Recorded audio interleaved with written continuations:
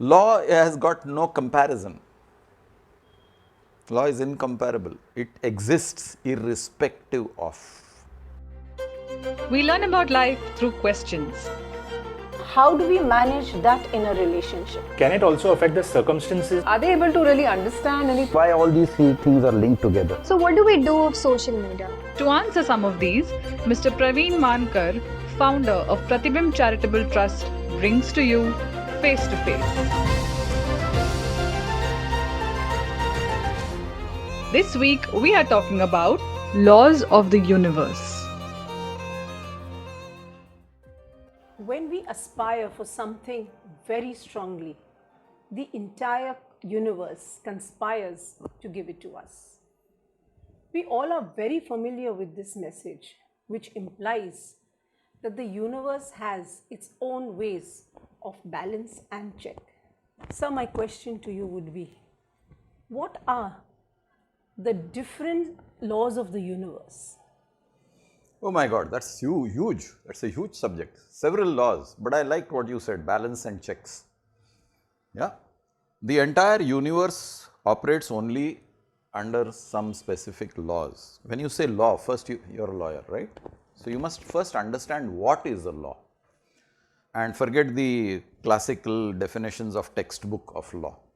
To understand law, you must simply understand that it is an existence of a condition, irrespective of circumstances. Therefore, it is a law. Law is something which cannot be scuttled, it cannot be manipulated, it cannot be modified, it cannot be having exceptions. That's why you call it a law. In the presence of law, certain actions are repeatedly performed in exactly the same way, again and again, n number of times, irrespective of the era. Like the earth rotates on its axis every 24 hours, has been happening for millions of years. It's the law of rotation. It's the law of your day and night. Wherever you are on the planet, your day and night follows the same pattern. If you are on the equator, it will follow a 12-hour pattern. 12 hours of night, 12 hours of day. The universe is very orderly in place. So, the first law in the universe that you would want to learn is the law of order. The second law that the universe teaches us is the law of progress, because the universe is an ever expanding entity. Right at the beginning, there was something called the black hole, nothingness.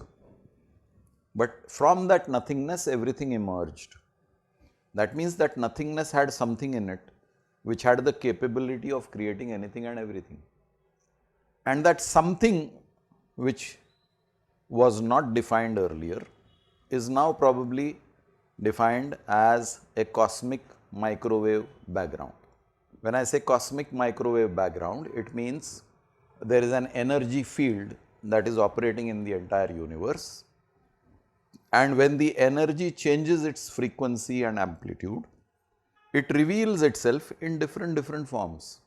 So, the energy started revealing itself in solar systems. So, you have a sun in the center and planets around it. The energy started revealing itself in different shapes, colors, sizes, forms. And since we belong to the planet Earth, we see a plethora of these things. We see a variety of shapes, we see a variety of colors. So, this is alteration of energy which comes into tangible substance. So, there is a conversion of energy to matter. Go right at the beginning, from this cosmic microwave background, you had the formation of atoms. Again, microscopic substance, atoms cannot be seen by the naked eye. The atoms combined to form the elements. So, you have the elements of the periodic table, the hydrogen, helium, nitrogen, carbon, so on and so forth. From the elements formed molecules. So, the hydrogen element combined with the oxygen element and formed a molecule of water, H2O. You mixed different substances, different molecules, and you had substances. For example, you mixed the water molecule with a sodium chloride molecule and you had saline. So, all this is progress from nothingness to something, something simple, and from something simple to the more complicated.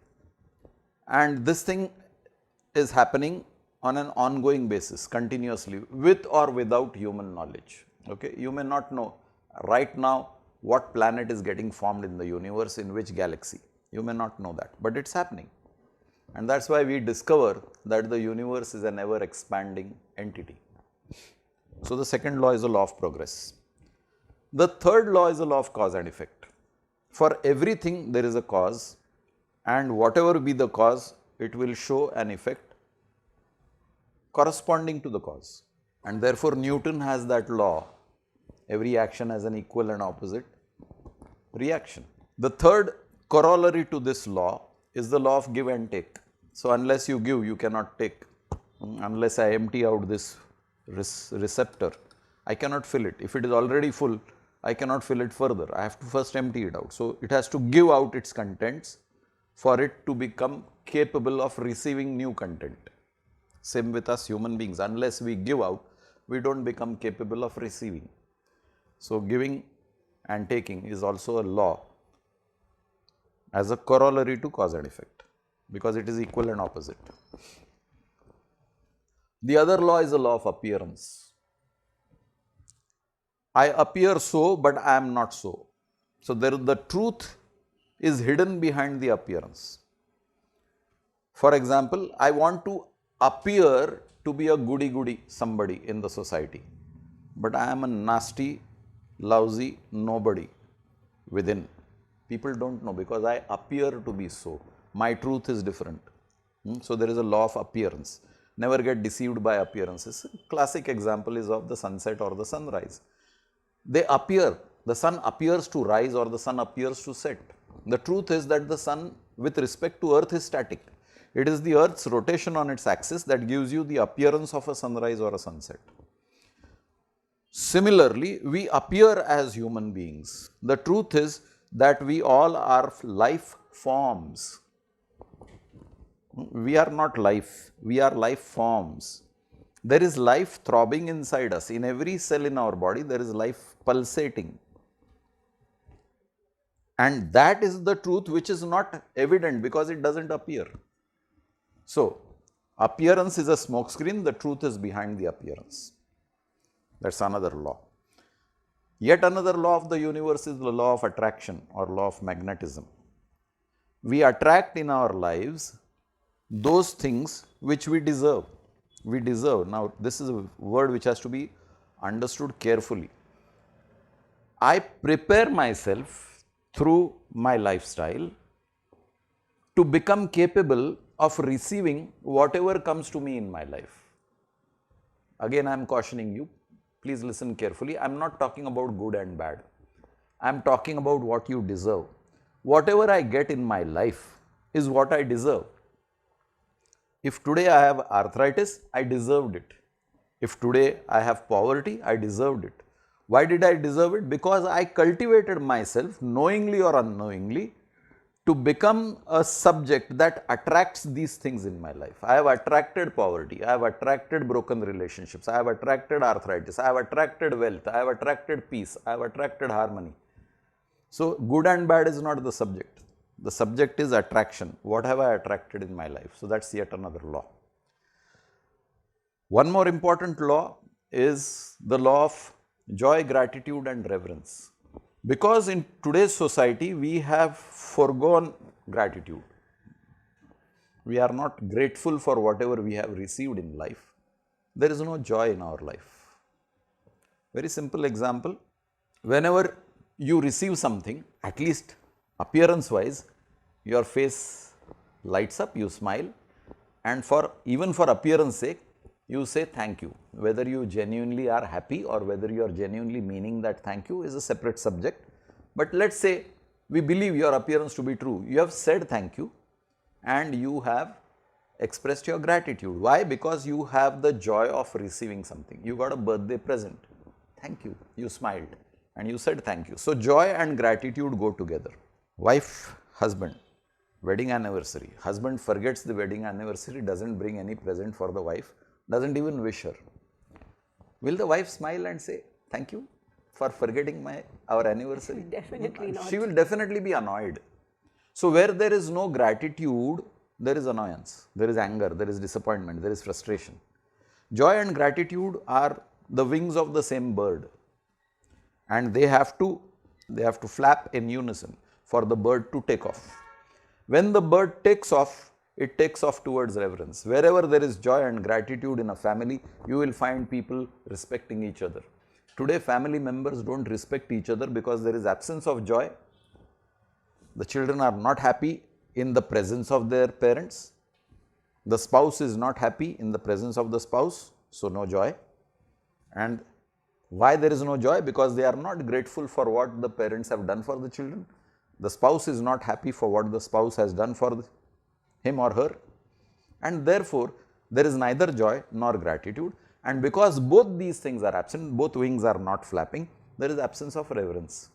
So you will find such families not having any respect for each other. So this is one of the most important laws which people should understand, that unless I practice joy, I will not be grateful, and vice versa, unless I practice gratitude, I will not experience joy, and unless I have joy and gratitude, I will not have a respectful society. So this is yet another law: joy, gratitude, reverence. Then there is another important law which is also three-pronged: think, feel and act. Many of us are good thinkers, we think a lot, but we don't feel anything. I think that I should be in business, I think a lot, but I don't feel intensely that I should take the risk of starting a business. I will never start a business. And unless I feel something, my action will not happen. So the feel and act go together. Think and act do not necessarily go together. And I'll give some small examples on this. I know every year that I have to file tax returns. Thinking, when do I start filing returns? Last minute, last week. My chartered accountant has to remind me, hey, you have not given information, please, I have to file returns. When the feeling of danger starts creeping up, then I take action. So here I have given you a feeling of danger. So let me give you a feeling of joy or love. When do I start thinking of a possible partner? Suppose I am single, I am not married, I am thinking of getting married to somebody. When do I start thinking about that person? When I start feeling for that person. Otherwise, that thought process is fleeting. I think about somebody and okay, hai koi, end of the story. But when I start feeling for that somebody, then I think of that somebody for a long time, 16 hours a day, 18 hours a day. I am starry-eyed thinking about that person. When will I propose? When I feel, I propose. I don't think and propose, I feel and propose. The people who think and propose are commercial people. Isme mera fayda kya? Those are the people who will propose on the basis of thinking and not on the basis of feeling. So think, feel and act is a powerful law. Unless you feel, you will not do. Wherever your feelings are, your actions are in tune with your feelings. So this is a law: think, feel, act. So these are some of the laws of the universe which we do not understand as human beings, which we do not think are an integral part of our life, and therefore we treat them as subjects and not as something which I should be doing on a day-to-day basis or practicing in my living. Big subject. Since you asked a generalized question, laws of the universe, I just gave you a few examples. That just made me realize that we just take these to be just part of our daily life, never really realizing they are the laws of the universe. And they have an impact on our lives. 100%. When you don't understand a law or you don't understand a subject as a law, out of ignorance you break them. And once you break the law, you cannot, you being a lawyer, you can't go to the judge and say, I didn't know the law. There is no pardon for not knowing the law. So if a human judge can say this sentence that there is no pardon for being ignorant of the law, imagine the universal judge. He never pardons you. Whether you break the law knowingly or unknowingly, you will be given a sentence, a punishment. And the punishment comes to you in the form of disease or it comes to you in the form of mental trauma.